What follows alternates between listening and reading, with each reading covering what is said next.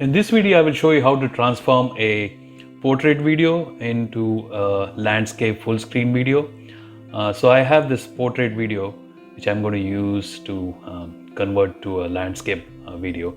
So what I have to do is I have a free account with Canva which I use for these kind of activities.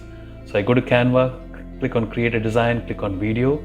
It'll open a landscape screen, and now I'm going to drag and drop the portrait video I just showed you into the landscape screen there.